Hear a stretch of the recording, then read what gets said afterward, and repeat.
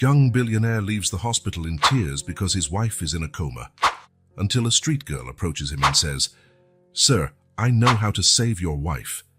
He is stunned. The smell of the hospital clung to his clothes. Ethan Hayes checked his watch for the third time in 5 minutes and adjusted his silk tie. The white, odd, impersonal hallway of the hospital already felt like a second home after months of coming and going. Mr. Hayes, a doctor in a white coat with dark circles under her eyes, approached him. "May we talk about your wife's condition?" Ethan nodded, bracing himself for yet another technical report on Claire's coma. "There haven't been any significant changes," said the doctor, flipping through the chart. "Her vital signs are stable, but brain activity remains minimal. What about the new treatment I suggested? That specialist from Switzerland?" "Mr. Hayes," the doctor interrupted gently, "we've already discussed this. Even the most advanced experimental treatments don't show promising results for cases like your wife's." Ethan felt a tightening in his chest. He wasn't used to hearing no as an answer. In his world, everything had a price. He just had to find out what it was. "How much?" he asked abruptly.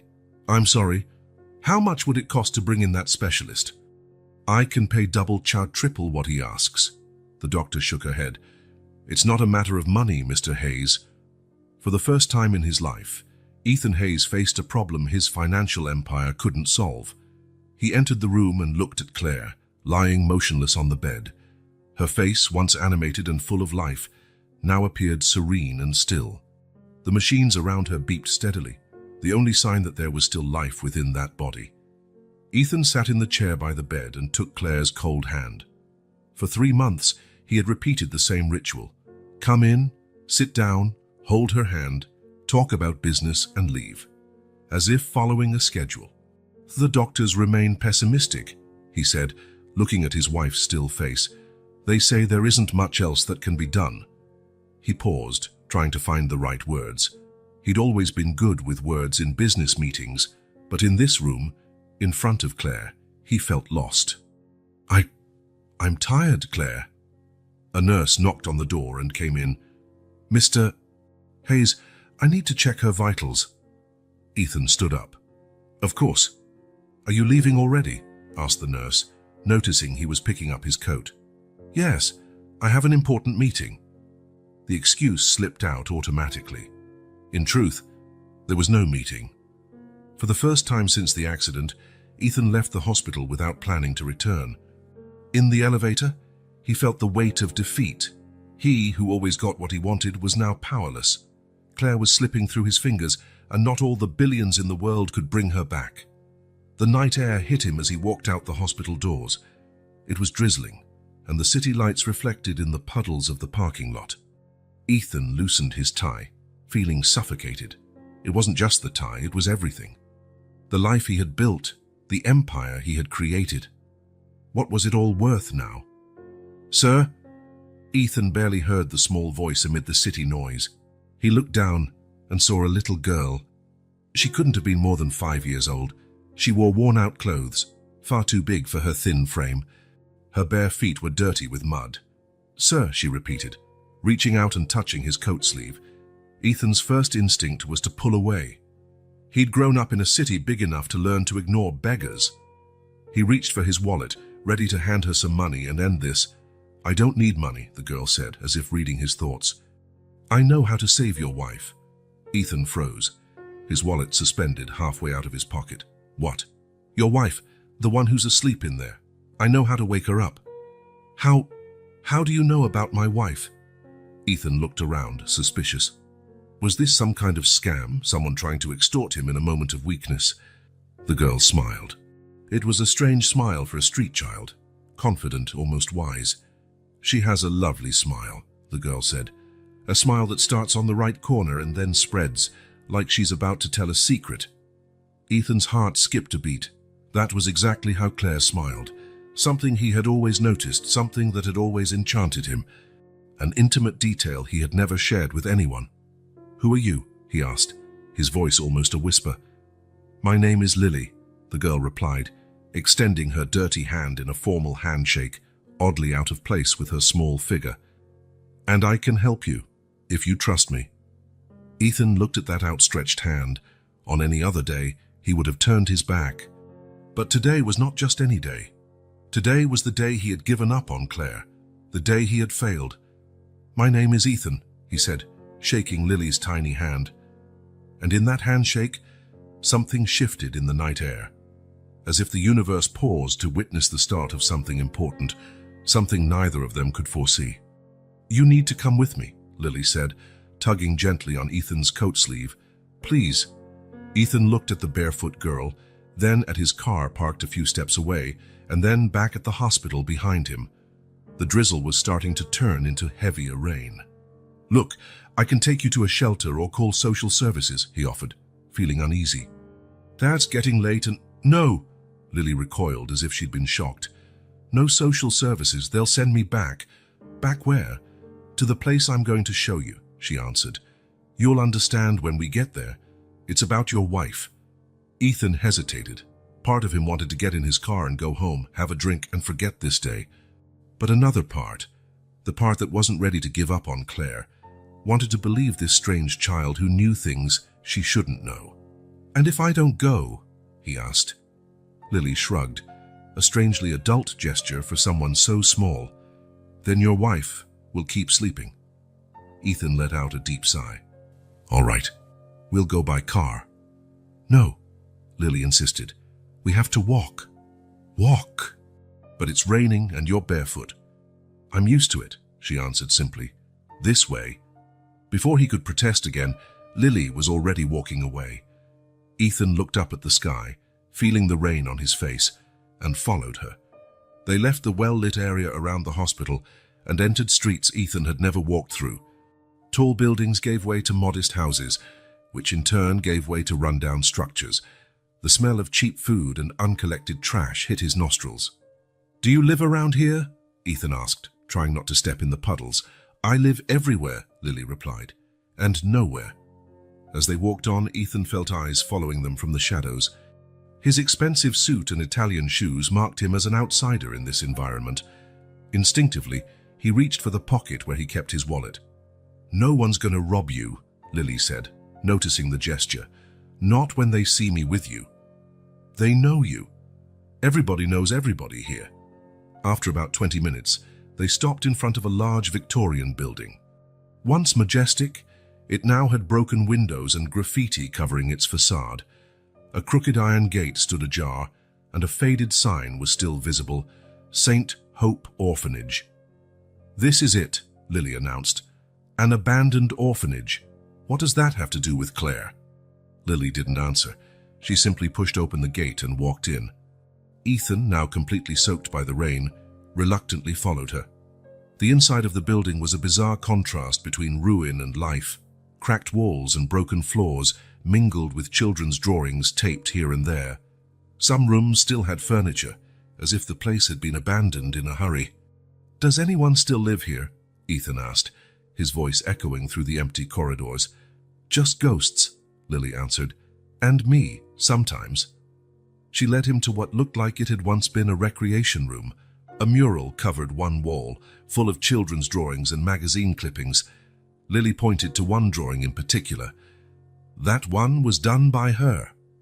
Ethan approached. It was a simple drawing. A smiling sun, a green field, and 3 stick figures, a man, a woman, and a child. In the lower corner was an unmistakable signature, "With love, Claire." "My wife," Ethan murmured, touching the drawing with his fingertips. "She was here?" "Twice a week," said a voice behind them. "For almost a year." Ethan turned and saw an elderly woman standing in the doorway. Her grey hair was tied in a messy bun, and she leaned on a cane. "Mrs. Martha," Lily exclaimed, running to hug the woman. "Lily, my angel," the older woman said, stroking the girl's wet hair. "You disappeared again." "I brought Mr. Hayes," Lily explained, pointing to Ethan. "He's Mrs. Claire's husband." Mrs. Martha looked him up and down. "So you're the famous Ethan Hayes. Claire used to talk about you." "Who are you?" Ethan asked, confused. "And how do you know my wife?" "I was the administrator of this orphanage for 30 years, she replied. "Until the funding ran out and we had to close. Claire showed up one day wanting to volunteer.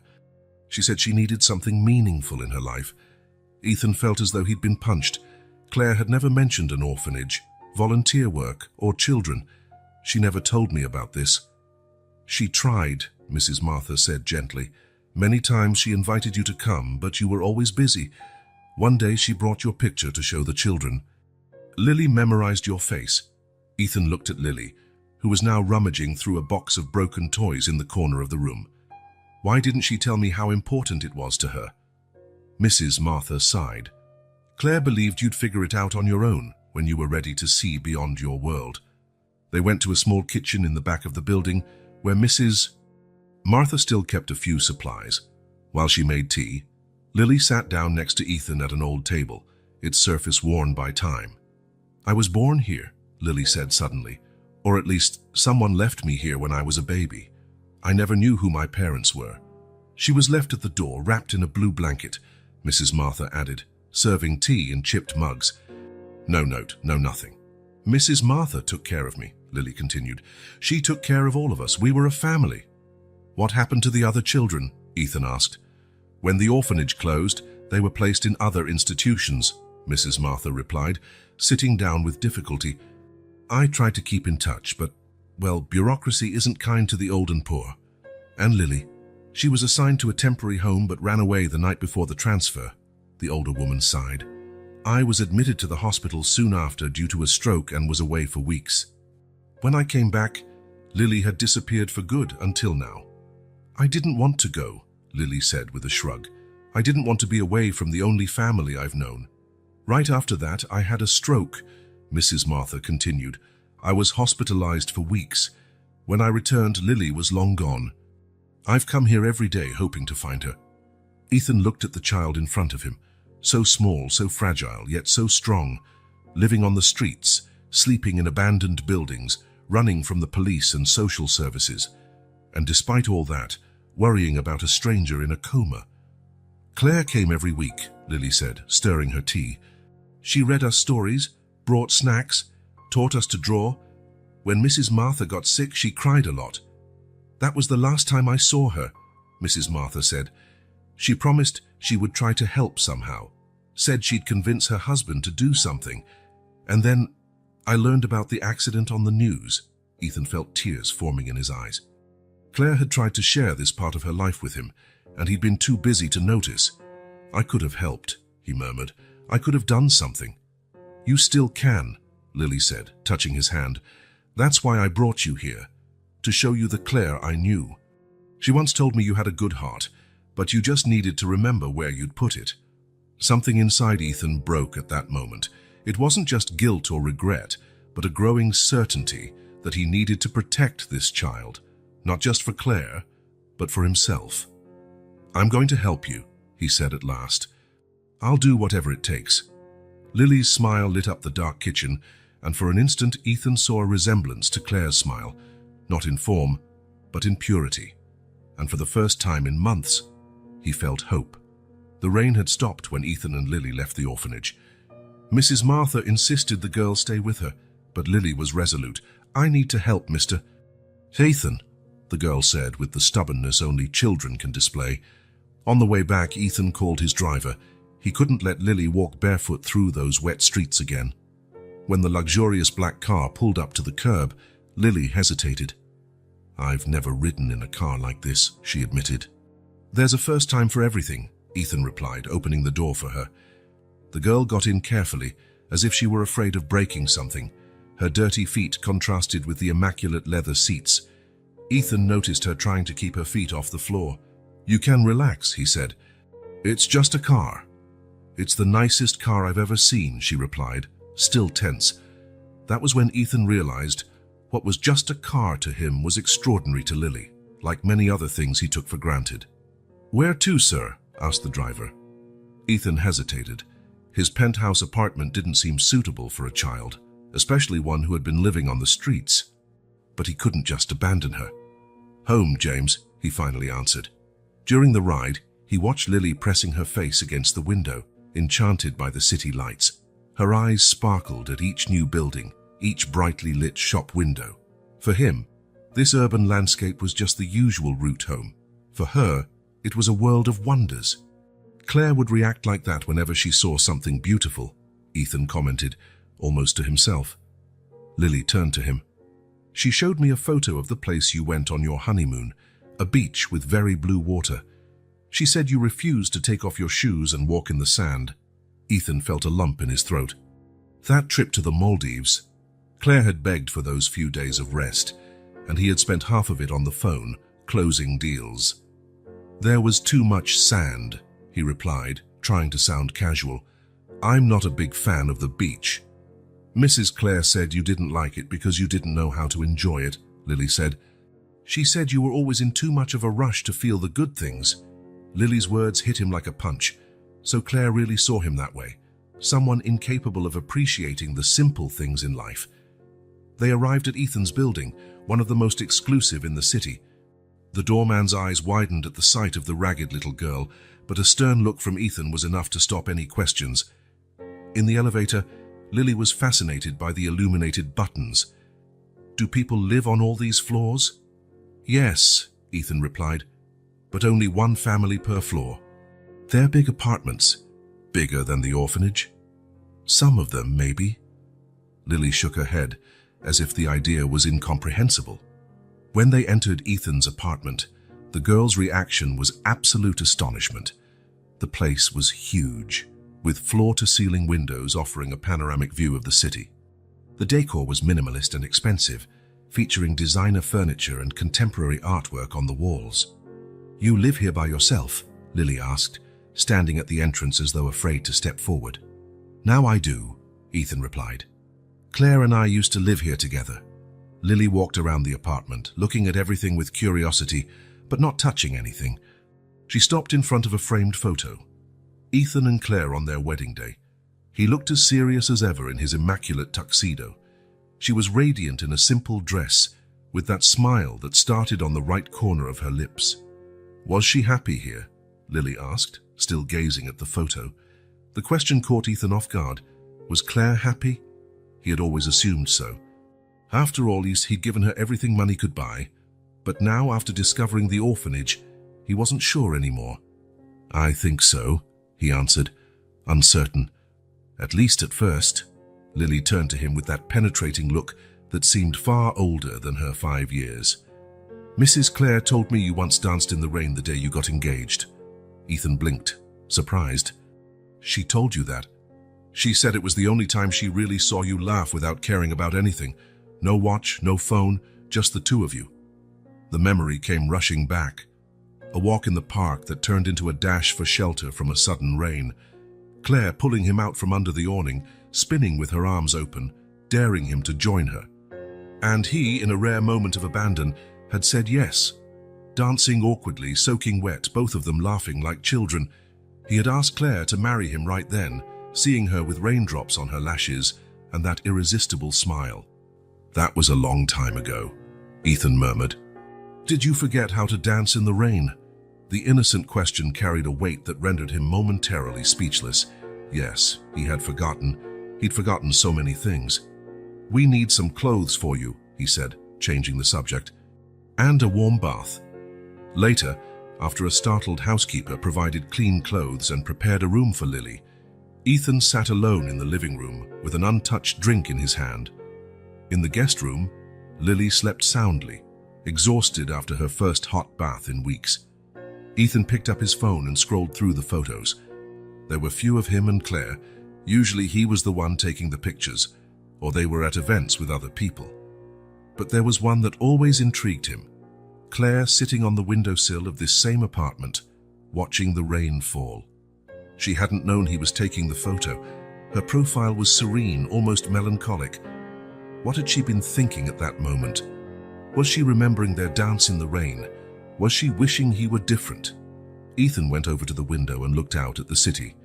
For years, this view represented achievement, each building a landmark of success, each light a reminder of the empire he had built. But now, for the first time, he felt small in its vastness, and alone, terribly alone. High-school Ituapamak the following days introduced an entirely new routine for Ethan. Lily woke up early, and found him already working in his office. He tried to stick to his normal schedule, but the presence of the girl changed everything. "Why do you work so much?" she asked on the morning of the third day, watching him answer emails. "It's what I do," he replied. "It's how I get the things I have." "But you already have so many things," Lily said, with a child's simple logic. "Why do you need more?" Ethan had no answer. He had never questioned his work ethic or ambition. He always wanted more money, more power, more success. "But why? Let's go out for a bit," he suggested, closing his laptop. He was surprised to realize he couldn't remember the last time he had taken a morning off, just because he wanted to. He took Lily to a department store and bought her decent clothes. The girl was overwhelmed by all the options. While she tried on colorful dresses, Ethan realized he was smiling, a genuine smile he hadn't worn in months. "Do you like this one?" he asked when she stepped out of the dressing room in a blue dress. "It's too pretty for me," Lily replied, running her hands over the delicate fabric. "Nothing is too pretty for you," Ethan said, surprised by the sincerity in his own voice. After shopping, they strolled through the park. It was a weekday, and most people were at work. Under normal circumstances, Ethan would have been in important meetings, closing deals. Instead, he was watching Lily feed ducks in the pond. "Mrs. Clare liked coming here," Lily said, tossing bits of bread to the eager ducks. "She said you used to have picnics here." "Early in our relationship," Ethan confirmed. "Then we got too busy." "Too busy for picnics?" The question was innocent, but loaded with meaning. Ethan sat down on a nearby bench. "I guess so. I was building my company, and Claire, well, I think Claire tried to keep up with my pace for a while, until she found the orphanage? Maybe." Ethan looked up at the partly cloudy sky. "I never asked what drew her there. I always thought her charitable activities were just hobbies." Lily joined him on the bench, her feet barely touching the ground. She said helping people made her feel truly useful. She said she wanted more than charity galas and magazine photos. Ethan felt the weight of those words. Claire had tried to explain that to him countless times, but he never really listened. He'd always praised her charity work, but deep down saw it as a socialite pastime, nothing truly serious. "She wanted to have children," Ethan murmured, recalling another conversation they'd brushed aside. "I always said it wasn't the right time." Lily looked at him with those penetrating eyes again. "When is the right time?" The question went unanswered. Ethan realized he'd postponed the idea of having kids, not because of a lack of time or money, but because he was scared. Scared of not knowing how to be a father, of not balancing work and family, of disappointing a child the way he had, without noticing. Disappointed Claire. "Let's get some ice cream," Lily suggested suddenly, jumping off the bench. "Now." "Before lunch." "Why not?" Her smile was contagious. Mrs. Clare said rules exist to be broken once in a while. Contrary to his methodical nature, Ethan agreed. They walked to a small ice cream shop, where Lily ordered the biggest sundae on the menu. Ethan only asked for a coffee. "Aren't you going to have ice cream?" Lily asked, already with chocolate at the corner of her mouth. "I'm not much of a sweets person." "Never?" "Rarely." Lily pushed the sundae toward him. "Try it. It's the best ice cream in the world." Reluctantly, Ethan took a small spoonful. The sweet flavor burst in his mouth, awakening childhood memories, hot summers, laughter, simplicity. When was the last time he'd let himself enjoy something so simple without worrying about calories or meetings? "Good, isn't it?" Lily asked, her eyes shining in anticipation. "It is," Ethan admitted, taking another spoonful. "It's really good." They returned home in the late afternoon. As Ethan made Lily a snack in the kitchen, a first for him, he received a call from his assistant reminding him of an important meeting he had missed. "You should have told me earlier," Ethan replied, irritated. "Reschedule for next week." "But sir, it's about the acquisition." "I said reschedule." Ethan hung up, surprised at his own decision.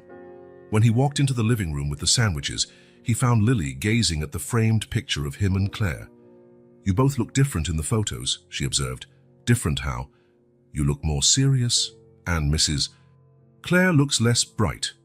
The observation was surprisingly perceptive.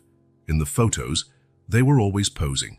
He, the successful businessman; she, the perfect wife. social masks that had, over time, become more real than their true selves. They sat at the kitchen table to eat, another new habit for Ethan Weiss, who usually ate alone or in fancy restaurants with clients.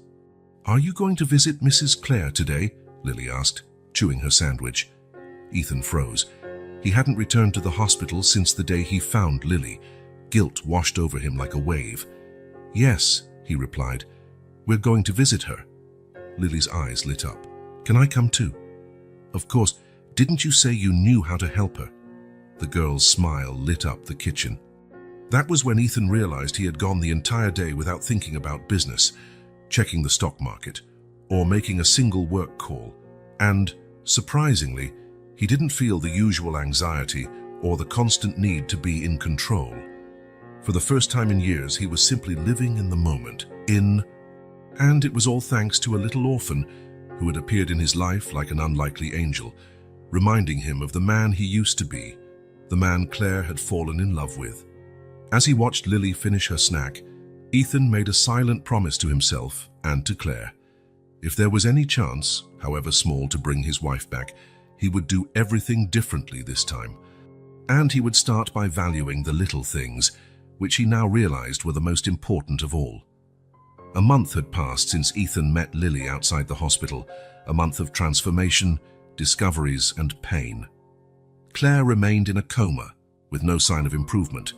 But something had changed, not in her, but in him. In his office, Ethan looked out the window while his lawyers explained the details of his new project. He was no longer the same man obsessed with numbers and deadlines. He listened attentively to every detail, asking questions he would once have dismissed as irrelevant. "So it's settled," he concluded, turning to face his team. "We'll purchase the property next to St. Hope Orphanage and begin construction immediately." "Mr. Hayes," one of the lawyers interjected, adjusting his glasses nervously, "I understand your urgency, but perhaps we should consider other locations. That area isn't exactly upscale." "That's exactly why it has to be there," Ethan replied firmly. "The children are there. We're not going to build another charitable project in a wealthy neighborhood just for sponsors to take pictures at galas." His decisive tone silenced any further arguments.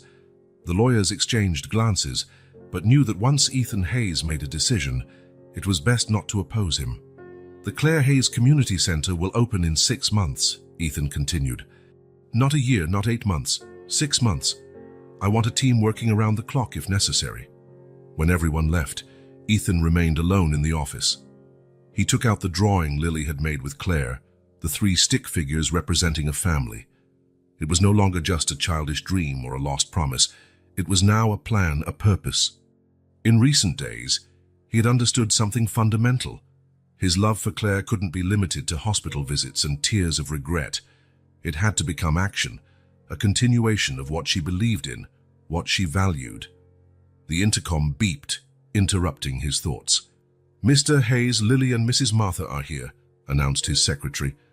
"Send them in," he replied, putting the drawing away and straightening his tie. Lily ran in, her eyes bright with excitement. She was no longer the frightened, dirty child he'd found weeks ago. She wore a clean blue dress, and her hair was pulled back in a neat ponytail. Mrs. Martha followed, walking slowly with her cane. "You said there was a surprise," Lily exclaimed, hopping around Ethan's desk. "I do," he said, smiling, "but we need to pick up Claire first." Lily's smile wavered for a moment.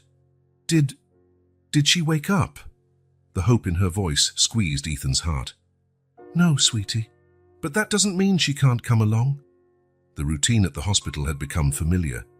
The head nurse, who used to look at them warily, now greeted them with a warm smile.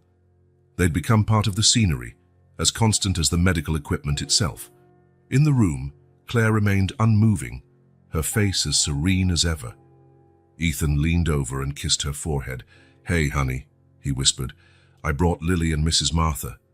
We have a surprise for you." He took a Polaroid camera he had brought and snapped a photo of Claire. Then he took pictures of Lily, Mrs. Martha, and himself. "What are you doing?" Lily asked, curious. "You'll see," Ethan replied, carefully stashing the photos away. The car stopped in front of a large vacant lot next to St. Hope Orphanage. A huge sign announced, Future site of the Clare Hayes Community Centre opening in 6 months. Architects and construction workers were already busy surveying the site, preparing the ground. "What is this?" Lily asked, peering out of the car window, eyes wide. "Come see," Ethan said, opening the door and helping Mrs. Martha step out. They walked over to a makeshift table where blueprints and models were laid out. Ethan knelt to meet Lily's gaze. "This will be a place for kids like you," he explained. "It will have classrooms, a library, medical offices, and a big yard to play in. Kids can come after school to do activities, get help with homework, or just have a safe place to be." Lily's eyes traveled over the models, trying to absorb what she was seeing. "And the best part," Ethan continued, "is that Mrs. Martha will be the director. She'll help choose the staff and take care of everything." "Mrs." Martha pressed her trembling hand against Ethan's arm. "I never thought I'd see something like this in my lifetime." Ethan smiled at her. "Claire would have insisted on it. No one better than you to continue what she started." He took the photos he'd snapped at the hospital out of his pocket and placed them in a small metal box. "This is our time capsule," he explained to Lily. "We're going to bury it in the building's foundation. That way Claire will always be here, even when she can't be physically." Lily looked at the photos, then at the drawing Ethan had added to the box. "Will Mrs. Clare wake up one day to see this?" she asked, her voice small and hopeful. Ethan felt a knot in his throat. He wanted to lie and say yes. It was just a matter of time. But he had promised himself never to live in illusions again. "I don't know, Lily," he answered honestly. "The doctors say the chances are small, but I do know that, awake or not, Claire will be with us through what we build here." He handed Lily a little shovel. "Want to help me bury our time capsule?" Together, they dug a small hole near where the center's main entrance would be. Lily placed the box carefully at the bottom of the hole and, with the same seriousness, covered it with soil. "When the building is finished," Ethan said, "we'll put up a plaque here saying that Clare Hayes is present in every brick, every smile, and every child who walks through these doors." Lily looked at the small mound of dirt, then at the vacant lot around them, and finally at Ethan. Then, like the sun rising after a long winter night, a smile appeared on her face. Not the cautious, guarded smile she sometimes gave, but a genuine one, full of hope and possibility. "It's like having a piece of her with us all the time, isn't it?" Lily asked. Ethan nodded, unable to speak past the emotion tightening his throat. In that moment, he realized this was not a farewell, it was a new beginning. It was the continuation of the story Claire had started, a love story that transcended hospitals, machines, and grim diagnoses. As he watched Lily run around the lot, imagining where the playground would be, Ethan felt a peace he hadn't experienced in a long time. His love for Claire hadn't diminished. It had transformed into something bigger, something that could touch more lives than just his own. This was Claire's true legacy, not the sadness of loss, but the joy of moving forward. And somehow, Ethan knew that wherever she was, she would be smiling. The hospital felt different now. The same white walls, the same sterile corridors, but Ethan saw them with new eyes. For weeks, this place had been an enemy, a prison holding Claire away from him. Now, as he walked with Lily by his side, he realized the true prison had been built by himself, brick by brick, with his indifference and obsession with work. "I'm not authorized to let a child in," said the nurse at the ICU reception, eyeing Lily with distrust. "Family members only."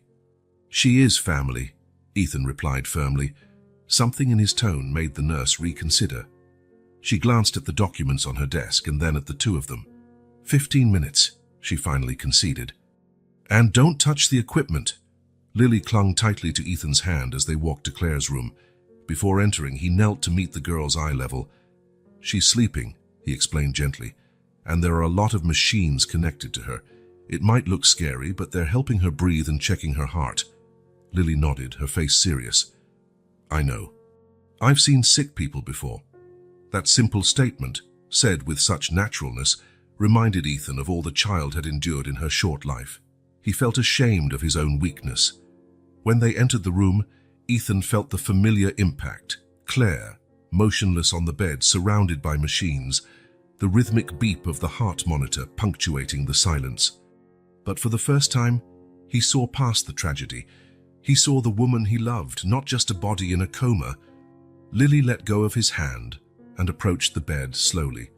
She studied Claire for a moment, her eyes taking in the pale face and the hair spread across the pillow. "She's thinner," the girl noted softly. Ethan was surprised. It was true. Claire had lost weight over the months. He hadn't noticed, so wrapped up was he in his own anguish. How could Lily, who had seen her only a few times, notice something he hadn't? "Yes," he agreed, stepping closer. "I think she is." Lily reached out and very gently touched Claire's fingers. "Her nails are different too. She always had them painted in pretty colors." Another accurate observation. Claire loved changing her nail polish frequently, something Ethan used to dismiss as frivolous. Now her nails were uncolored, trimmed short by some practical nurse. Ethan sat in the chair by the bed, the same one he had occupied for months. He used to sit upright, talking to Claire as if at a business meeting, updates on his day, information about mutual friends, news from the outside world. Never really talking with her, just talking at her. "What should I say?" he asked Lily, suddenly unsure. The girl shrugged.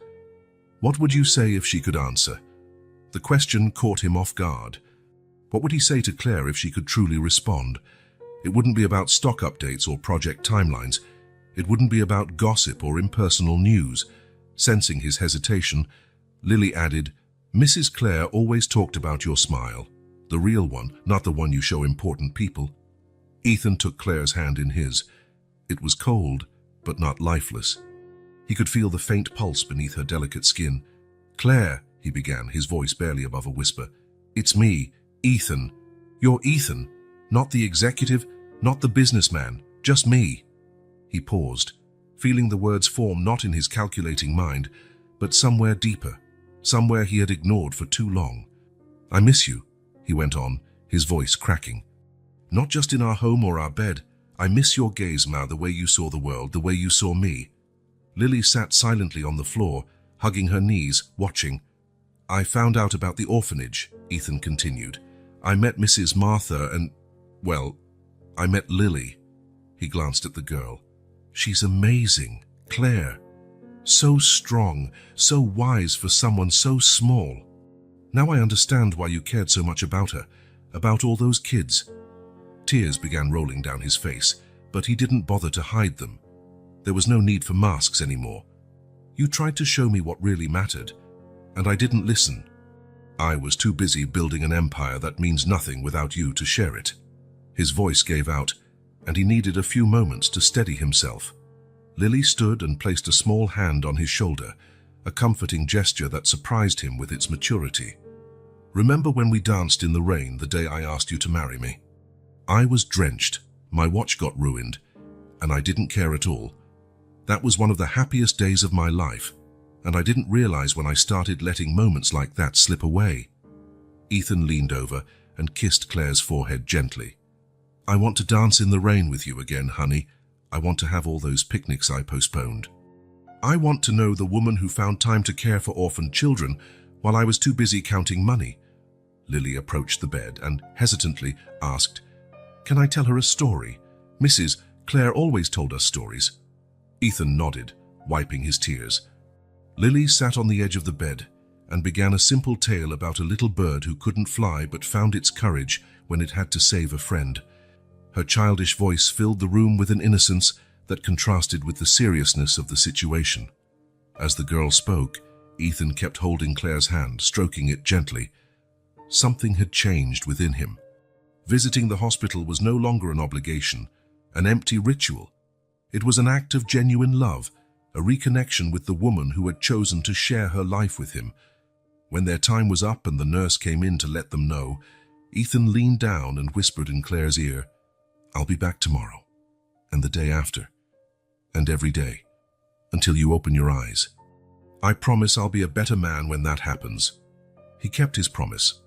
In the days that followed, Ethan completely reorganized his life. He delegated responsibilities at work, cancelled non-essential meetings, and split his time between caring for Lily and visiting Claire. At each visit, he brought something meaningful. A flower from the park they used to visit, an old photo he'd found in a forgotten box, a song that played when they first met. And he spoke to Claire differently, honestly, vulnerably, presently. Lily accompanied him almost every time. The girl had a special way of talking to Claire, as if she were absolutely sure Claire could hear her. She'd talk about her day, about new things she was learning, about how Ethan was teaching her to ride a bike. But after 2 weeks, nothing changed. The doctors remained skeptical. The tests showed no change in Claire's brain activity. She remained motionless, breathing with the help of machines, her face serene as if in a peaceful sleep. On the morning of the 16th day, Ethan woke up feeling defeated. He had dreamt of Claire.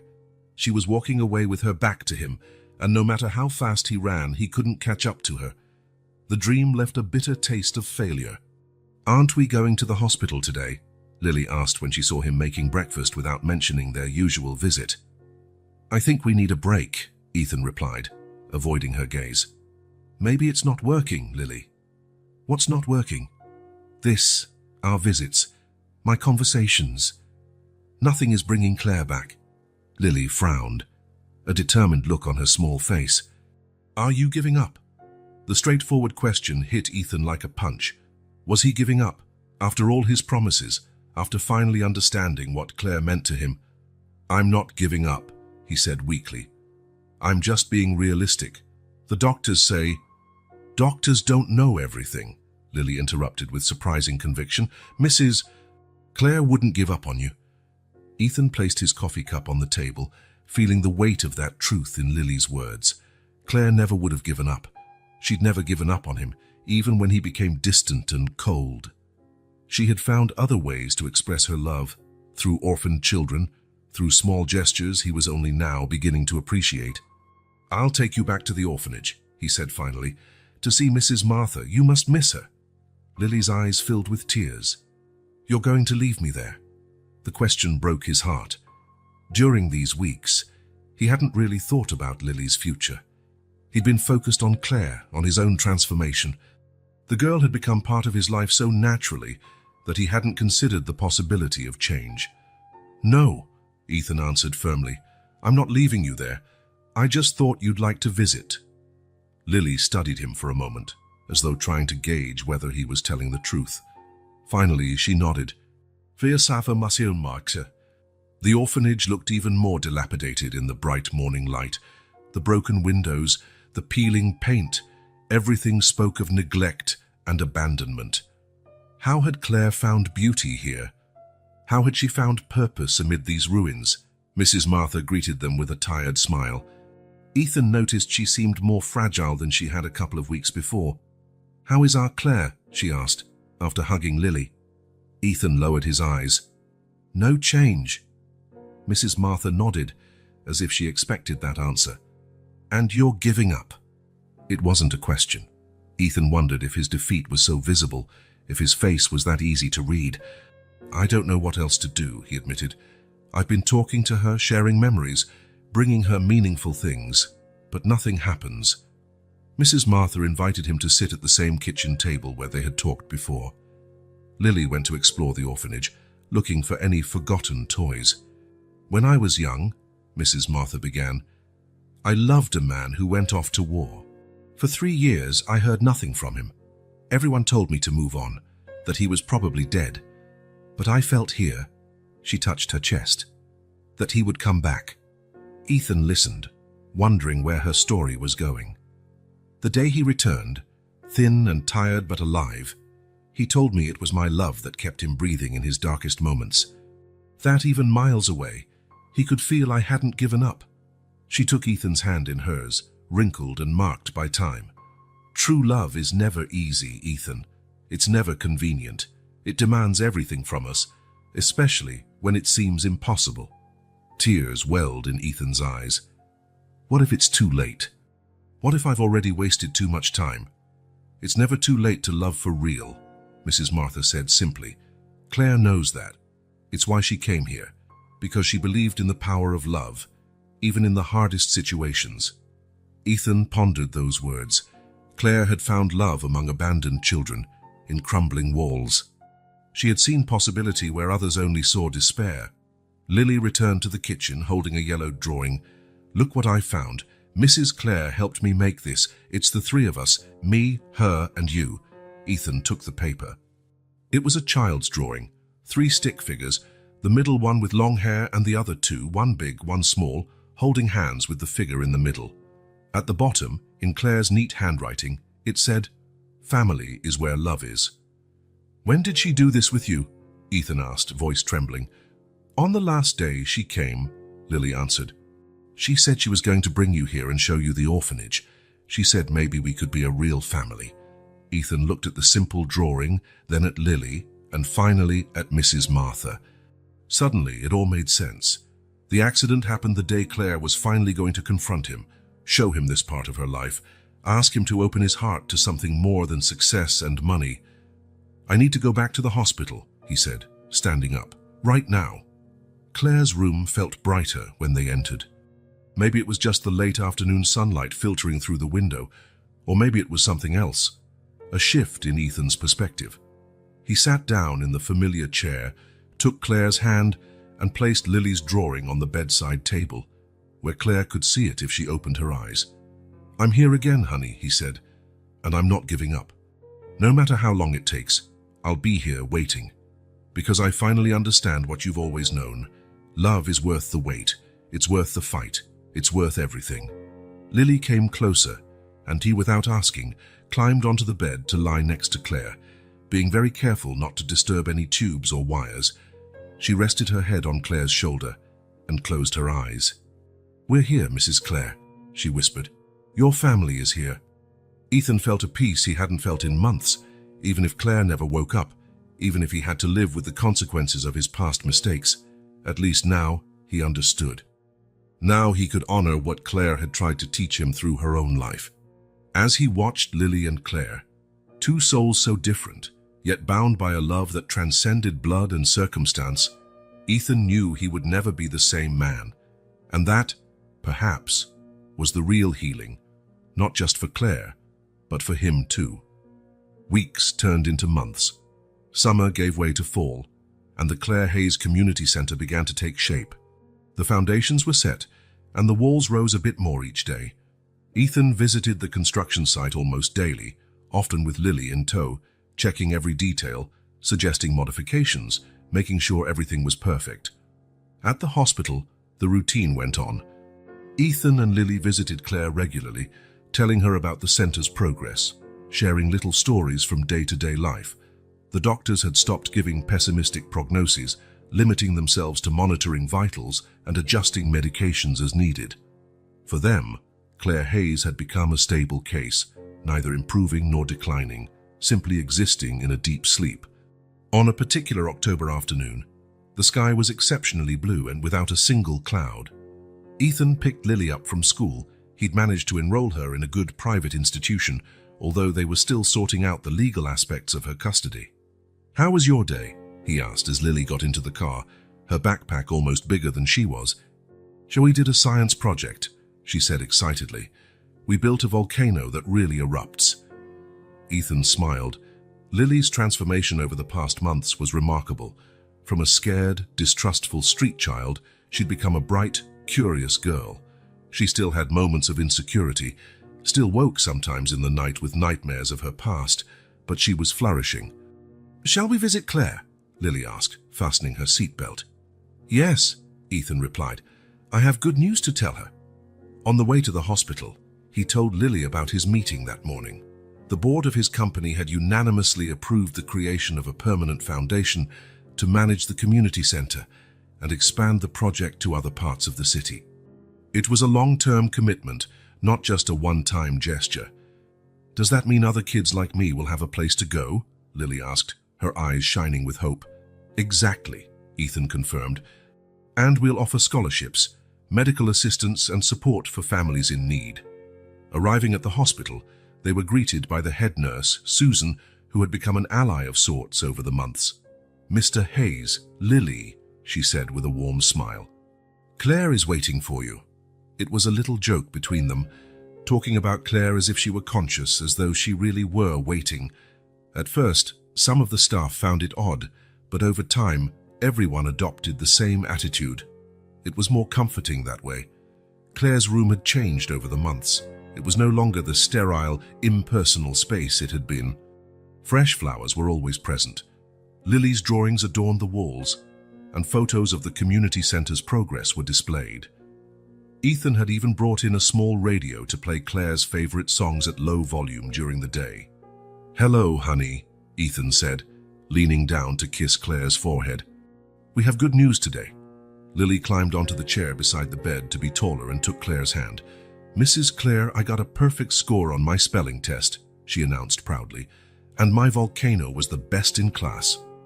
Ethan watched the interaction, smiling. This was their routine now, talking to Claire as though she were present, sharing accomplishments, feelings, hopes. The initial tension and sense of loss were gone. What remained was acceptance and, in a way, a new normal. "The foundation was approved," Ethan said, sitting on the edge of the bed and holding Claire's other hand. "We'll be able to help far more children than we ever imagined. Your work at the orphanage will multiply, my love. It'll touch hundreds of lives." As he spoke, he absent-mindedly stroked Claire's hand, a gesture that had become automatic over the months. His fingers traced soft circles on her palm, interlaced with her limp fingers, gently massaged her wrist. "Lily's doing great in school," he went on. "All the teachers are impressed by her intelligence, and Mrs. Martha has been amazing in organizing the center. You'd be so proud to see how she's taken over the project, even with her health issues." Lily, still holding Claire's other hand, leaned in closer. "You know what else, Mrs. Clare? Mr. Ethan doesn't work as much as he used to. He eats dinner with me every night and even learned to make pasta. He's not very good yet, but he's getting better." Ethan laughed. "Thanks for your honesty, Lily." "Mrs. Martha says we should always tell the truth," Lily said seriously. "She's right," Ethan agreed. Then, turning to Claire, he added, "It's strange how everything has changed, isn't it? I always thought I knew what was important, but I was completely wrong. I almost had to lose you to understand." His voice caught with emotion. Even after all these months, it still hurt to think of how blind he had been, how much time he had wasted chasing the wrong things. "But we're building something beautiful now," he said, recovering. "Something that will last far beyond us. And it's all thanks to you, Claire. Your love for the kids at the orphanage, your ability to see past appearances and find possibilities where others only saw problems." Lily, who had slipped off the chair, was now sitting on the bed, still holding Claire's hand firmly. "When you wake up, Mrs. Clare, you're going to love the center," Lily said with the unwavering conviction only children have. "There's a music room and a huge library, and a playground with swings and slides. Mr. Ethan said we can put a fountain in the garden, like the one we saw in the park. And we'll have a mural with stories of hope," Ethan added. "Stories of children who found their way, who overcame difficulties like yours, Lily." The girl grinned, that radiant smile that had become more frequent in recent months. "You know what I want most when the center is ready?" she asked, looking at Claire as if waiting for an answer. "I want us to have a big picnic like the ones you used to have before, with a checkered blanket and sandwiches and lemonade." "We'll do it," Ethan promised, "and we'll invite all the kids and their families. It'll be a huge celebration." As they talked, they kept holding Claire's hands, one on each side of the bed, like a bridge between the past and the future, between what was lost and what might be reclaimed. The afternoon slowly advanced, the autumn sun casting golden shadows through the window. That was when it happened. So subtle that Ethan almost didn't notice, a slight twitch, an almost imperceptible movement of Claire's fingers against his. He froze, terrified it was just his imagination playing a cruel trick on his hope. "Mr. Ethan," Lily's voice sounded confused. "Did you see that?" So it wasn't his imagination, Lily had felt it too. Her hand, she moved her fingers, Lily whispered, eyes wide. Ethan felt his heart pound. This wasn't the first time they'd had hope. There had been false alarms, movements that appeared intentional, but which doctors explained away as involuntary reflexes, with no neurological significance. "Claire," he called, leaning closer. "Claire, can you hear me?" Nothing happened. The room remained silent except for the steady beep of the monitors and Ethan's own rapid breathing. Maybe we imagined it, he finally said, trying to contain his disappointment. But Lily shook her head stubbornly. We didn't imagine it, I felt it. She squeezed my hand. I'm sure. Ethan didn't want to quash Lily's conviction, but he also didn't want to foster false hope. They'd been in limbo for so long, neither completely hopeless nor truly believing in a recovery. Let's call Nurse Susan, he suggested finally. She can check if there's any change in the vitals. Before he could press the call button, though, it happened again. This time, there was no doubt. Claire's fingers curled slightly around his, a definitely intentional movement. Claire, Ethan exclaimed, unable to contain his emotion. You're there, aren't you? You can hear me. Lily jumped off the bed, excited. I'm going to get Nurse Susan. And she ran out of the room. Alone with Claire, Ethan leaned in so close their faces were almost touching. Claire, honey, if you can hear me, try to move your fingers again, please. For an agonizing moment, nothing. Then, slowly, Claire's fingers moved against his once more. It wasn't a strong grip, but it was definitely controlled, definitely conscious. Tears streamed down Ethan's face. After all these months, after all the doubts and despair, that tiny movement meant everything. It was as if an invisible thread was pulling Claire back from the abyss of oblivion. Susan rushed in, followed by Lily and a doctor Ethan didn't recognize. She's responding, Ethan said, his voice trembling. She can squeeze my hand when I ask. The doctor, a neurologist judging by his badge, approached the bed. Mrs. Hayes, can you hear me? He took a small flashlight and checked Claire's pupils. There's a definite pupillary response, he remarked, surprised. And it looks like there's increased brain activity on the monitor. Ethan could barely hear the medical jargon. All that mattered was this newly discovered connection, that fragile thread of communication between him and Claire. Keep talking to her, the neurologist encouraged. Patients in a coma can often hear before regaining other functions. Ethan leaned in again, his tears falling onto Claire's pillow. We're here, honey. Lily and I. We've been waiting for you. There's no rush. We'll be here as long as it takes. Lily carefully climbed back onto the bed so as not to disturb the doctors. Mrs. Claire, we're building a special place for kids like me. Mr. Ethan says it's because of you, because you cared about us. Please come back to see it. The neurologist continued his exams, checking reflexes, monitoring vitals. This is extraordinary, he murmured. I haven't seen many cases like this in my career. The next few hours passed in a blur of activity. More doctors were called in, more tests ran. Ethan and Lily were briefly asked to step away from the bed, but they refused to leave the room. They stood in the corner, arms around each other, watching the medical team work, waiting for news, for explanations, for miracles. When they were finally allowed to approach again, the chief neurologist looked cautiously optimistic. Mrs. Hayes is showing signs of emerging from the coma, he explained. I can't promise anything. The brain is complex, and recovery rarely follows a straight path, but these are positive developments. So, what happens now? Ethan asked, holding Lily's hand protectively. Now we wait, the doctor replied. We keep monitoring, stimulating, talking to her. We'll see what happens. After the doctors left, Ethan and Lily took their positions again, one on each side of Claire's bed. The room was calmer now, just the soft sound of music from the radio and the steady beeping of the monitors. Do you think she'll wake up tomorrow? Lily asked, her voice small and hopeful. Ethan smiled gently. I don't know, sweetie. Like the doctor said, these things take time, but she took the first step, and that's what matters. They stayed there until the sun went down, talking to Claire, sharing stories, plans, and dreams. Occasionally, as a precious gift, they felt her fingers squeeze theirs. That silent communication worth more than all the words in the world. When Nurse Susan finally insisted they go home and rest, Ethan leaned down and kissed Claire softly on the lips. We'll be back tomorrow, honey, he promised, and the next day, and every day, until you open your eyes and come back to us, no matter how long it takes. When they left the hospital, the night sky was dotted with stars.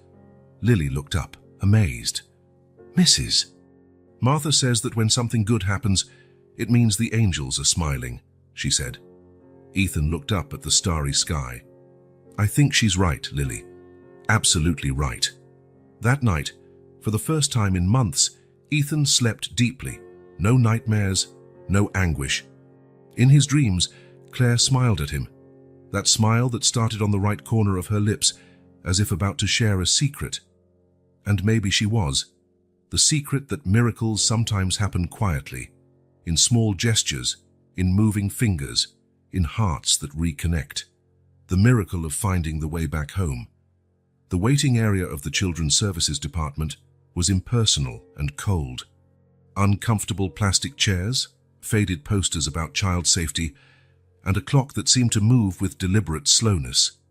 Ethan glanced at the clock for the third time in 5 minutes. Next to him, Claire sat upright, her hands folded neatly in her lap.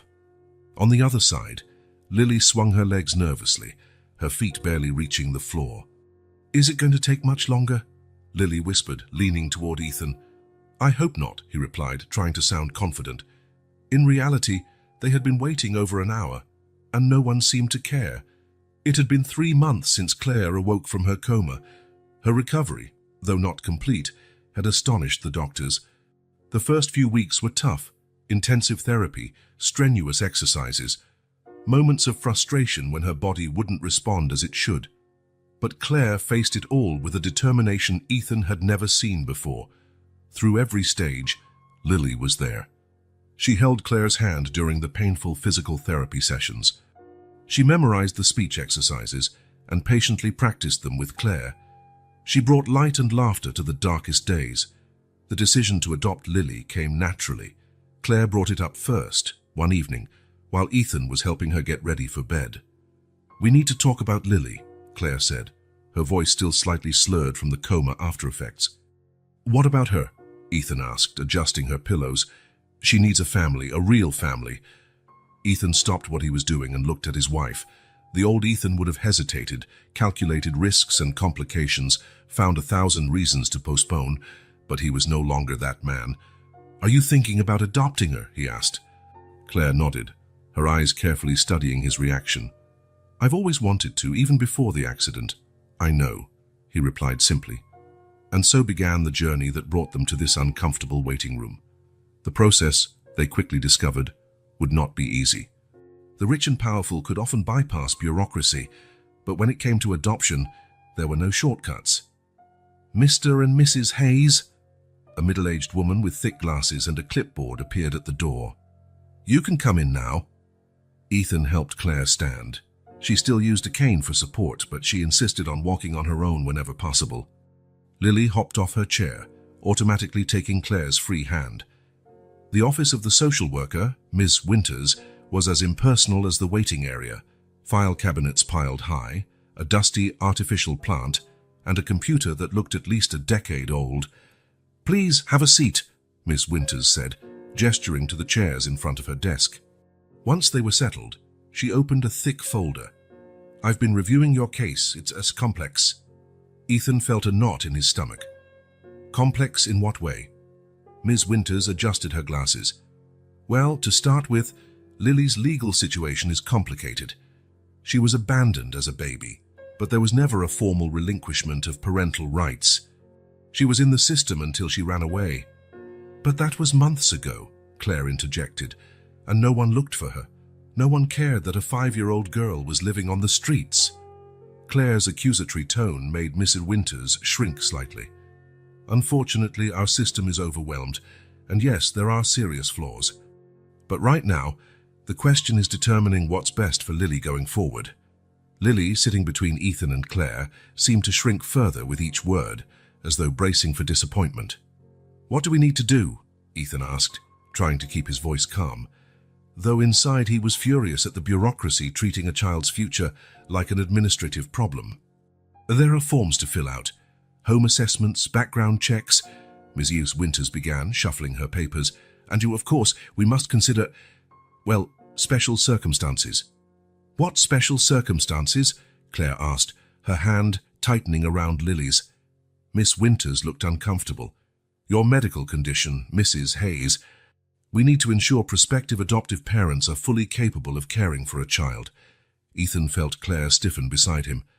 My wife is recovering exceptionally well, he said, unable to hide his irritation completely. And we're not alone. We have a support network. I understand, Miss Winters replied, making notes. But protocol requires a complete medical evaluation. The conversation went on for nearly an hour.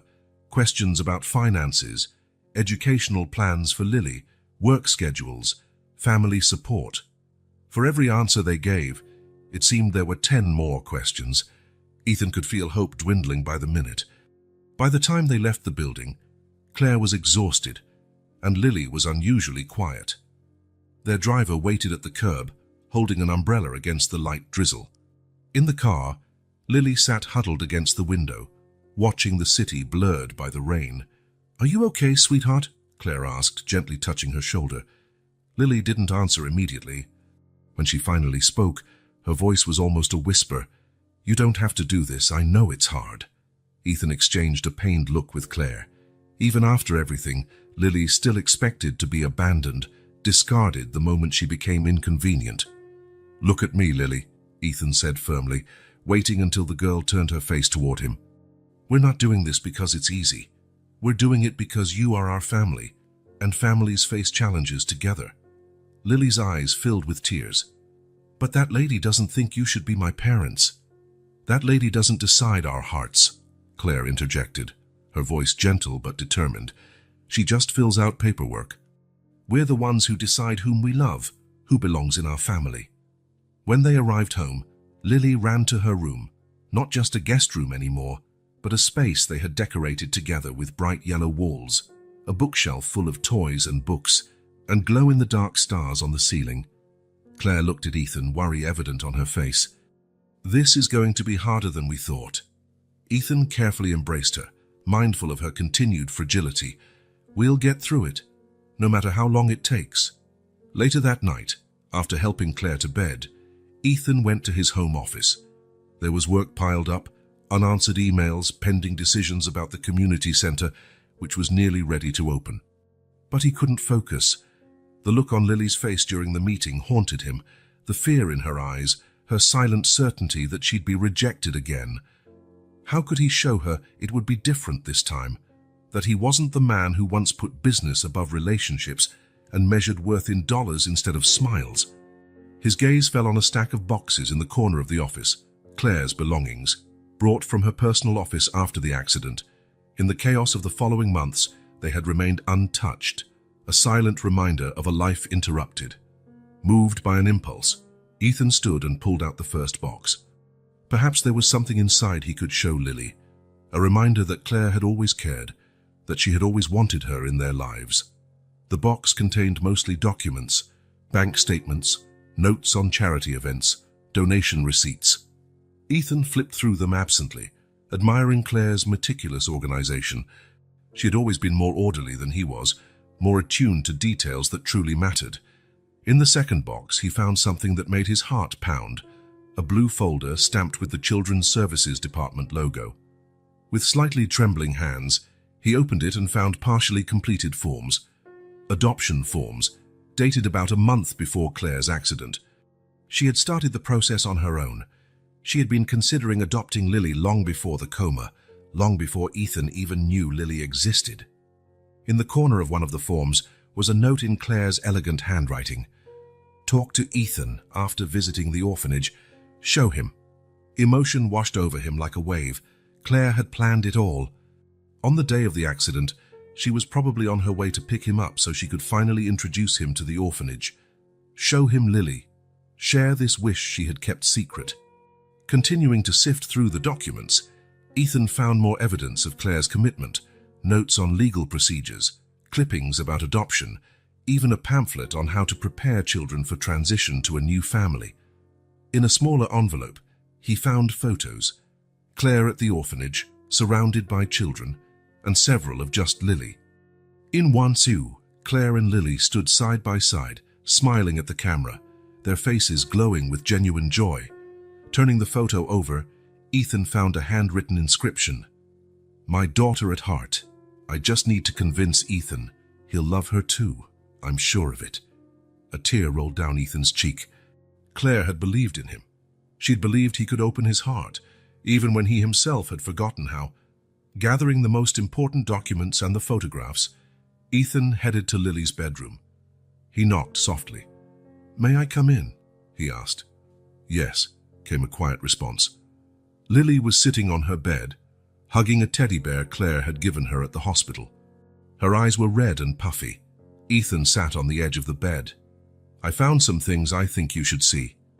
Gently, he showed Lily the documents and photos, explaining what he had discovered. "Claire was already planning to adopt you before the accident. She already considered you part of our family." Lily's eyes widened at the photographs. "She kept these pictures?" "Yes, and much more. She had plans for you, Lily, big plans." Lily touched the inscription on the back of the photo, her fingers tracing the words, "My daughter at heart." "Why didn't she tell me?" Lily asked, her voice small. Ethan sighed. "I think she wanted to be sure first. She wanted me to see the orphanage and meet you myself.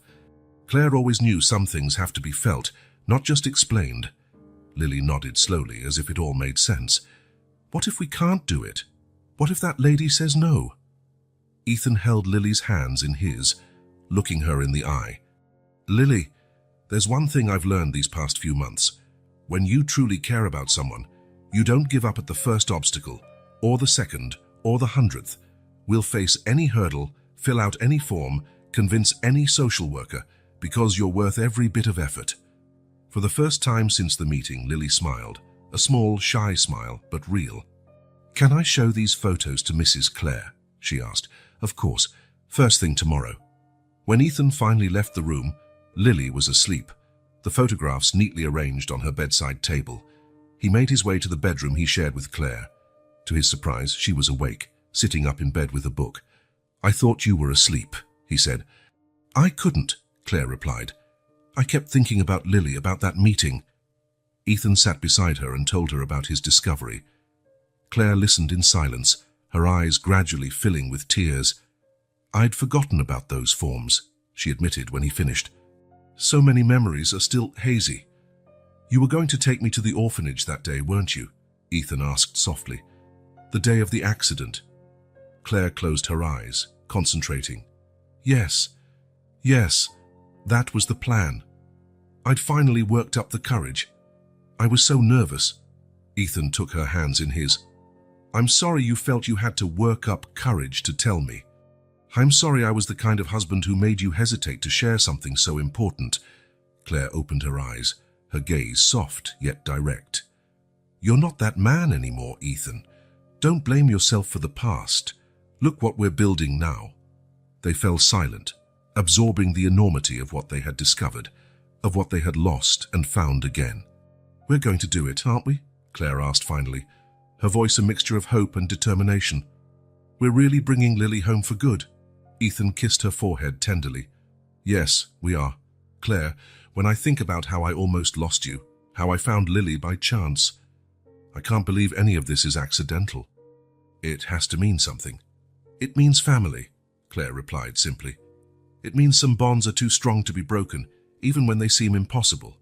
That night, Ethan slept with a peace he hadn't felt in a long time. The challenges ahead were huge: relentless bureaucracy, biases to overcome, Lily's fears to soothe. But now there was something stronger guiding them. The certainty that they were only completing a journey Claire had started long ago, the certainty that they were already a family, whether or not any official document said so. And that certainty was all the hope they needed. Morning was exceptionally bright when Ethan woke up. Sunbeams peeked through the curtains, creating golden patterns on the bedroom floor. Next to him, Claire was still asleep, her face peaceful, free of the tension that had accompanied her for so many months of recovery. Ethan allowed himself a few moments to watch her, amazed by how far they'd come. The doorbell rang, interrupting his thoughts. He got up carefully so as not to wake Claire and put on a robe. In the hallway, he found Lily already up, leaving her room. "Good morning," she said, rubbing sleepy eyes. "Who could it be so early?" "I don't know," Ethan answered, checking the time. It was not even 8. "Let's find out." Together they went to the front door. In the foyer, Ethan looked through the peephole and saw a man in a suit holding an envelope. He opened the door cautiously. "Good morning, Mr. Hayes." The man said formally. "I have a delivery for you requiring a signature." Ethan signed the receipt and took the sealed envelope. It was heavy, stamped with the letterhead of an international law firm he recognized immediately. "What is it?" Lily asked curiously as they closed the door. "Not sure yet," Ethan replied, examining the envelope. "Should we have breakfast first? Then I'll see what this is." In the kitchen, Ethan made coffee for himself and hot chocolate for Lily. Toast, eggs and fruit completed the simple breakfast that had become a pleasant ritual. As they ate, they discussed the day's plans. Lily had ballet class in the afternoon, and afterward, they would stop by the Clare Happy Community Center, which was set to open in just 2 weeks. Claire joined them shortly after, walking without her cane, a recent achievement they celebrated quietly each morning. "Good morning, my loves," she said, bending to kiss Lily on top of the head and then Ethan on the lips. "I saw a delivery man leaving when I looked out the window." "Yes, he left this mysterious envelope," Ethan replied, indicating the package he had placed on the counter. "Aren't you going to open it?" Claire asked, pouring herself some coffee. Ethan shrugged, trying to appear indifferent, but something about that envelope made him uneasy. After breakfast, when they had finished eating, while Claire helped Lily get ready for school, Ethan finally opened the envelope in his office. Inside was a formal letter and a thick contract. As he read, his heart rate quickened. It was a merger proposal. One of the largest financial corporations in the world wanted to acquire his company for a sum that made his current fortune seem modest. The letter detailed the terms. Besides an astronomical payout, they were offering Ethan the position of global CEO in the new combined entity. It was the kind of offer that years ago would have been his ultimate dream: power, prestige, unimaginable wealth. But there was one condition. He would have to move to London for at least 3 years to oversee the corporate integration. 3 years away from home, away from the community center that was about to open, away from Claire, still in recovery, away from Lily, who was finally starting to trust that she had a permanent home. When Claire entered the office a few minutes later, she found Ethan staring out the window, the letter in his hand. "Bad news?" she asked softly. Ethan turned, unable to hide the conflict on his face. "Not exactly. Professionally speaking, it's incredible news." He handed her the letter. Claire read it carefully, her face impassive. Ethan knew her well enough to notice the subtle tension in her shoulders. "It's an amazing opportunity," she said at last, handing the letter back. "You should be proud. Your work is being recognized at the highest level."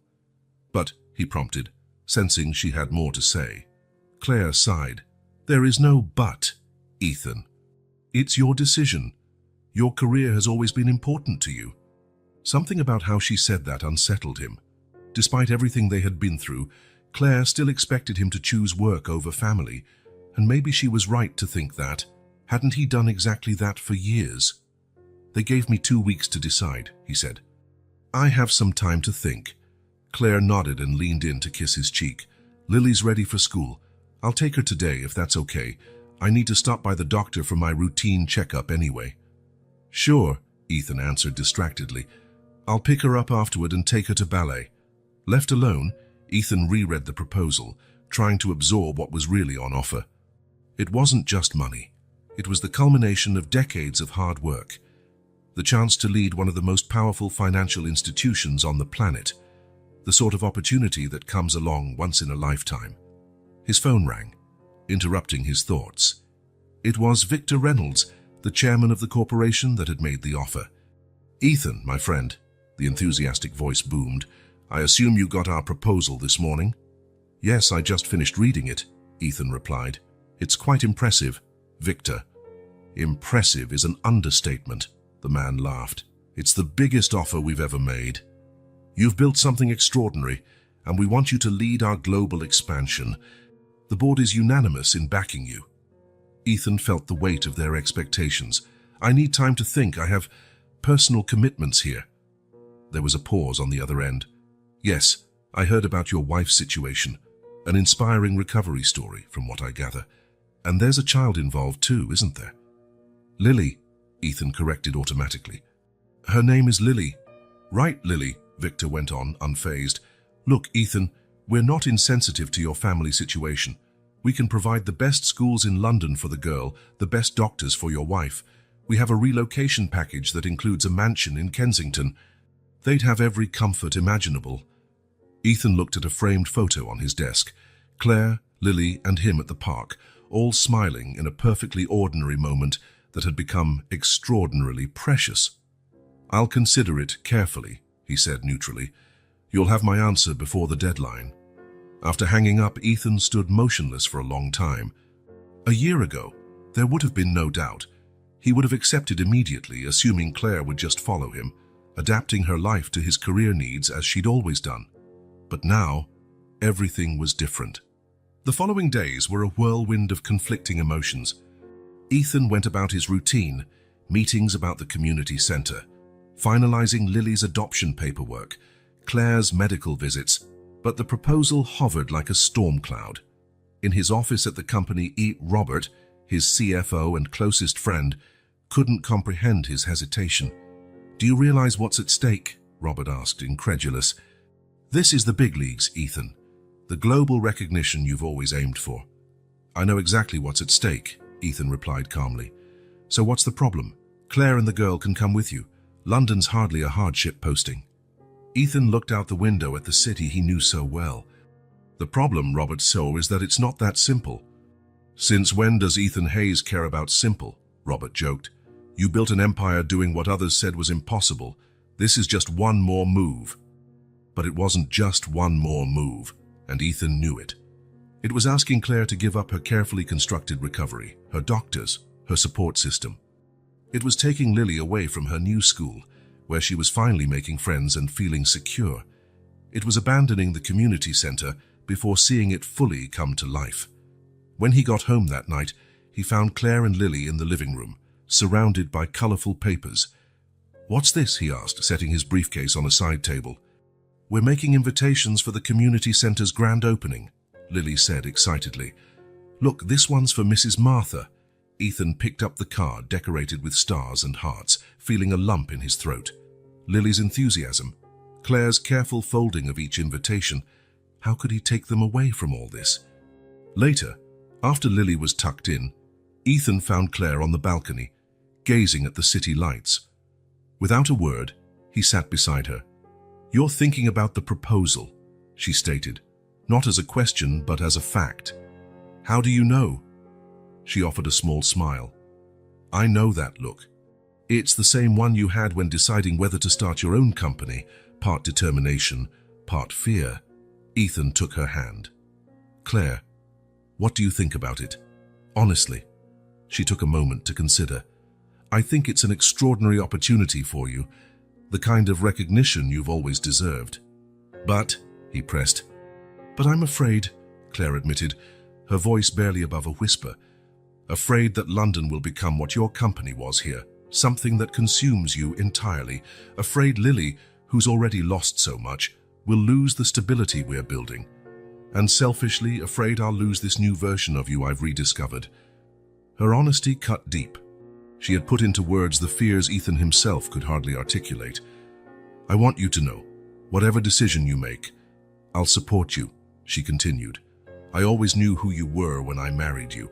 Ambitious, driven, brilliant. I'd never ask you to change that." "But I have changed," Ethan said softly. "Or at least, I'm trying to." Claire smiled, her eyes glistening with tears she held back. "Yes, you have, which is why I know you'll make the right choice, whatever it may be." The next morning, Ethan woke before sunrise. Carefully, he slipped out of bed so as not to wake Claire and dressed for a run, a habit he'd picked up again during her recovery, finding that exercise cleared his mind. The streets were almost empty at that hour, just a few early workers and occasional fellow runners. Ethan jogged aimlessly at first, letting his feet carry him while his mind churned. Without realizing it, he ended up in front of St. Hope Orphanage. The old building still stood there in stark contrast to the modern structure of the nearly completed community centre next door. He stopped, breathing heavily, taking it all in.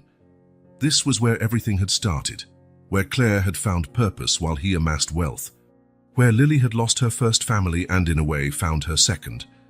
"I thought I'd find you here," said a voice behind him.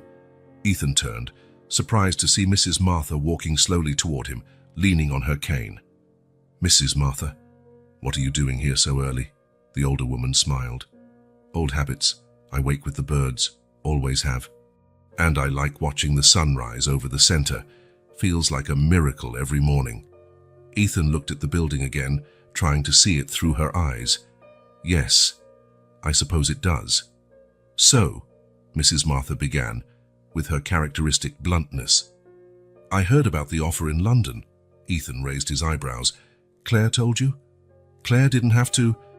"News like that travels fast in certain circles, and you, young man, are about to become a legend in the financial world, if you accept, of course." They walked slowly, side by side, the older woman with her cane, Ethan matching her pace. "It's hard to turn down," he admitted eventually. "Of course it is," Mrs. Martha agreed. "Offers like that are designed to be irresistible. That's how they get you." "Get me?" "Yes. They make you think you have no real choice, that you'd be crazy to say no. That's how they separate people from what really matters." Ethan thought about her words. "I would have said yes without blinking a year ago. You were a different man a year ago. What if I'm throwing away the opportunity of a lifetime?"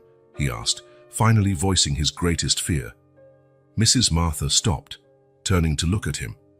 Her eyes, framed by deep wrinkles, were startlingly clear. "Ethan, you've already built a fortune that will last generations. You've achieved more than most men ever dream of. The question isn't whether you're throwing away an opportunity. The question is, what kind of opportunity matters most to you now?" They sat on a nearby bench, watching the sky as it turned shades of pink and gold. "Do you know what Claire told me when she started to recover?" Mrs. Martha continued. "She said that during the coma, sometimes she could hear voices, couldn't understand the words, but she recognized the feelings. And what brought her back, what made her fight, wasn't talk of medical treatments or business deals. It was the sound of you and Lily laughing together. It was the feeling of being loved, not for your money or status, but for who she was." Her words hit Ethan hard. He remembered the afternoons in the hospital, how Lily would tell Claire stories, how he'd learned to speak of his vulnerabilities, his fears, his love. "I think I already know my answer," he said softly. Mrs. Martha smiled. "I think you've known for a while, dear. You just needed time to accept it." The next afternoon, Ethan called a meeting with his board of directors. Seated around the long mahogany table in his office, the executives observed him with curiosity and apprehension. "I've received a merger proposal from Reynolds Global," he began, always direct. "An exceptional offer, which includes my relocation to London as global CEO." Murmurs of approval spread through the room. Robert S., at the far end of the table, looked particularly pleased. "After careful consideration," Ethan continued, "I've decided to turn down the offer." A stunned silence fell over the room. "Turn it down," Robert repeated, incredulous. "Ethan, we're talking about billions, the most coveted position in the financial market." "I'm aware," Ethan replied calmly, "but my decision is final. Our company will stay independent, and will implement the 5-year plan we discussed last month, focusing on socially responsible investments and expanding our charitable foundation." The hours that followed were filled with heated arguments, attempts to change his mind, even veiled threats from some board members. But Ethan remained unshakable. When the meeting finally ended, it was already night. Exhausted but strangely at peace, Ethan drove home. In the apartment, he found Claire and Lily in the kitchen, preparing dinner together. The sight, Claire carefully showing Lily how to chop vegetables, both laughing at some private joke, confirmed what he already knew in his heart. "Papa!" Lily exclaimed, running to hug him as soon as she saw him. The affectionate term she'd recently started using still filled him with indescribable joy. "Hey, princess," he replied, lifting her into his arms. "I missed you today." Claire approached, giving him a light kiss. "All okay?" she asked, noticing the tired lines on his face. "All great," he said honestly. "Actually, I have news." They sat around the kitchen table, and Ethan told them about his decision. Lily listened intently, not fully grasping the implications. Claire, however, understood perfectly. "Are you sure?" she asked, her eyes searching his. "It's a huge sacrifice." Ethan shook his head. "It's not a sacrifice, Claire. It's a choice. The right choice. In fact, the only choice." Later, after dinner, after putting Lily to bed, after all the newly treasured domestic routines, Ethan sat with Claire on the balcony, just like the night before. But this time, the weight on his shoulders was gone. "You know what I realized today?" he asked, gazing at the stars above the lit-up city. "What? That I've spent half my life chasing the kind of success measured by bank balances or resumes, and somehow, without noticing, I found a different kind of success, one measured in smiles, little moments of joy, a sense of belonging." Claire rested her head on his shoulder. "I'm proud of you, Ethan, not just for the decision, but for the man you've become. The man I always knew was underneath that ruthless executive facade." "I had a good teacher," he replied, kissing the top of her head. 2 weeks later, the Clare Hayes Community Center held its official grand opening. The sun shone in a cloudless sky, as if nature itself was celebrating the moment. The spacious courtyard was decorated with colorful ribbons and balloons. Children of all ages ran around excitedly, exploring the new playground, the library, the tech-equipped classrooms. Parents and guardians mingled in small groups, some visibly moved by the opportunities unfolding. In the center of the courtyard, a small platform had been set up. Ethan climbed it, followed by Claire, still walking with a slight limp, and Lily wearing her favorite blue dress for the special occasion. "Good morning, everyone," Ethan began, his voice amplified by the microphone. "Welcome to the official opening of the Clare Hayes Community Center." Enthusiastic applause echoed through the courtyard. "This center was born out of a promise," he continued, "a promise Claire made long ago, that no child should grow up without opportunities, without affection, without hope. What you see today is just the beginning. We plan to replicate this model in other neighborhoods, other cities, creating a network of support for children and families who need a second chance." Claire stepped forward. Her recovery had been remarkable, though the doctors said some after effects would remain. But in that moment, standing in the sunlight with Lily at her side, she looked radiant. "When I first started volunteering at the old orphanage," she said, gesturing toward the Victorian building next door, "I never imagined we'd get here. Every child I met taught me something about courage, resilience, and the human capacity to find joy in the hardest circumstances." Her gaze met Lily's, who smiled shyly. "One child in particular changed our lives forever. Lily, you not only brought light to our family, but you inspired all of this." Usually so outspoken, Lily seemed at a loss for words. Ethan crouched to her level. "Want to say something?" he asked gently. Lily shook her head, then changed her mind and stepped closer to the microphone. "I just wanted to say thank you for finding me, and for letting me find you." There wasn't a dry eye in the courtyard after those simple words. When the formal ceremony ended and the real celebration began, with music, food, and games, Ethan found a moment to step back. He watched from a distance as Claire, seated on a bench, chatted animatedly with Mrs. Martha. Lily had found some friends from her new school and was racing around the playground, her laughter blending with the other children's. A feeling of fulfillment, so different from the success he once imagined, filled his chest. Not just happiness, but purpose, belonging, the certainty he was exactly where he should be. His phone vibrated in his pocket. A message from Victor Reynolds. "Your decision was a surprise. Our offer still stands if you change your mind. London can wait." Ethan smiled slightly and slipped the phone back without replying. He would not reconsider. The choice had been made, the bonds strengthened, the path set. As he walked back toward his family, the wife he had almost lost, the daughter fate had brought them, Ethan Hayes felt the final fragment of his old self fall away. The cold, calculating man who once put business above everything else was gone, replaced by someone who finally understood the value of a genuine smile, of a tight hug, of a tiny hand holding his. Lily saw him approaching and ran to meet him. "Dad, come see what we found." She took his hand, tugging it eagerly. Ethan let her lead him, smiling at Claire from a distance. Her smile, the one that started on the right corner and spread slowly, as if about to share a secret, was all he needed to know. They had finally found the home they'd always searched for, not in a place, but in each other. The broken smile had been mended, stronger at the cracks, brighter for the shadows they had faced together. And as Lily excitedly explained her discovery, as Claire joined them, her arm slipping around Ethan's waist, a new chapter began. Not one of loneliness and ambition, but of connection, purpose, and true love.